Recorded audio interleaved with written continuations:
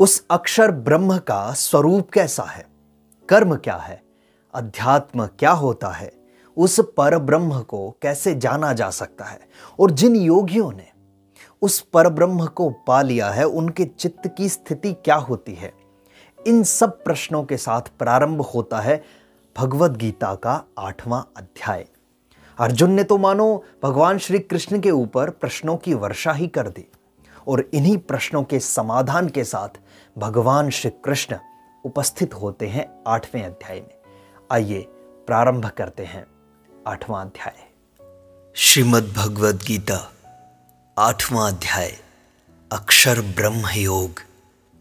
अर्जुन कहते हैं, हे पुरुषोत्तम, वह ब्रह्म क्या है, अध्यात्म है क्या, कर्म क्या है, अधिभूत नाम से कौन जाना जाता है तथा अधिदैव किसे कहते हैं, अधियज्ञ कौन है यहाँ और वे इस शरीर में कैसे रहते हैं तथा शांत चित्त वाले लोग आखिरकार आपको कैसे जानते हैं। इन सब प्रश्नों का समाधान श्री कृष्ण एक एक करके करते हैं।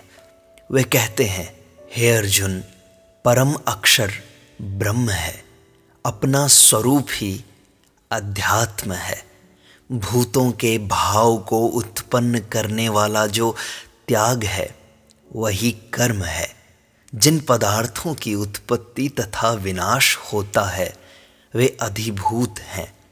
हिरण्यमय पुरुष अधिदैव है तथा हे अर्जुन, मैं ही यहाँ अधियज्ञ हूँ। जो पुरुष अंतकाल में भी मुझको स्मरण करता हुआ शरीर का त्याग करता है वह मुझको ही प्राप्त करता है, इसमें तनिक भी संशय नहीं है। हे अर्जुन, यह मनुष्य अंतकाल में जिस जिस भी भाव से स्मरण करता हुआ शरीर का त्याग करता है उस भाव को ही वह प्राप्त होता है तथा सदा उसी भाव से भावित रहता है। इसलिए तू हमेशा मेरा स्मरण कर और युद्ध भी कर। इस प्रकार समर्पित बुद्धि से युक्त होकर तू मुझको ही प्राप्त करेगा। हे अर्जुन, यह नियम है कि जो मनुष्य एकाग्र होकर मेरा ध्यान करता है तो वह मुझे पा ही लेता है।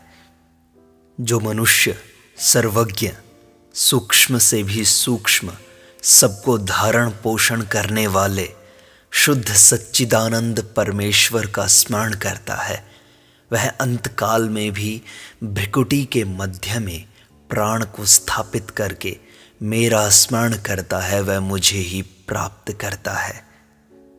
वेद को जानने वाले विद्वान, महात्मा तथा ब्रह्मचारी गण जिस परम पद के लिए तप करते हैं उस परम पद को मैं तुझे संक्षेप से बताऊंगा। सब इंद्रियों के द्वारों को रोककर मन को हृदय प्रदेश में स्थित करके ओम इस अक्षर ब्रह्म का उच्चारण करता हुआ और उसके अर्थ का चिंतन करता हुआ मनुष्य जब शरीर त्याग देता है वह मुझे प्राप्त करता है। हे अर्जुन, जो पुरुष मुझको अनन्य चित्त होकर सदा भजता है उस योगी के लिए मैं सुलभ हो जाता हूँ। मुझे प्राप्त करने के बाद महात्मा लोग इस दुख रूपी संसार चक्र को प्राप्त नहीं होते। हे अर्जुन, ब्रह्मलोक पर्यंत सब लोग पुनरावर्ती हैं, परंतु मुझे प्राप्त करने के बाद पुनर्जन्म नहीं होता।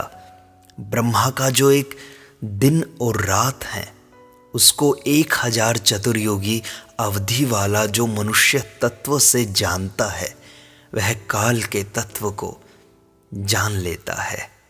संपूर्ण भूत ब्रह्मा के सूक्ष्म शरीर से उत्पन्न होते हैं तथा उसी में लीन हो जाते हैं। हे पार्थ, वही भूत समुदाय यहाँ भी रात्रि व दिन के सूक्ष्म भाग में लीन होता है वह उत्पन्न होता है। जो अव्यक्त अक्षर इस नाम से कहा गया है उसी अक्षर भाव को परम गति कहते हैं। जिस अव्यक्त भाव को प्राप्त करने के बाद मनुष्य वापस नहीं आते, वही मेरा परम धाम है। हे अर्जुन, जिस काल में शरीर त्याग कर जाने वाले योगी जन वापस लौटने और न लौटने वाली गति को प्राप्त होते हैं, मैं उसको कहूँगा।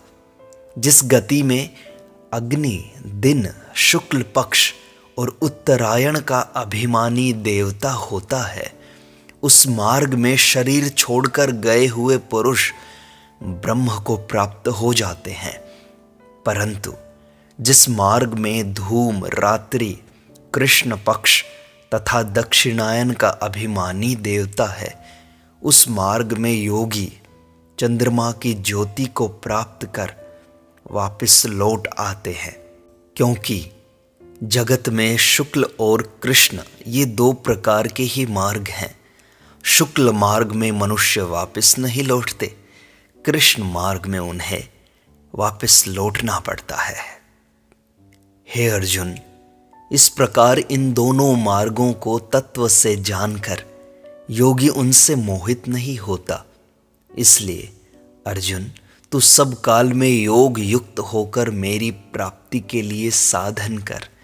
योगी पुरुष सदैव इस तत्व को जानता हुआ उनका त्याग करके अनासक्त होकर मुझे प्राप्त करता है और परम शांति को भी प्राप्त करता है। इति अष्टमोऽध्यायः अक्षर ब्रह्म योगः समाप्तः।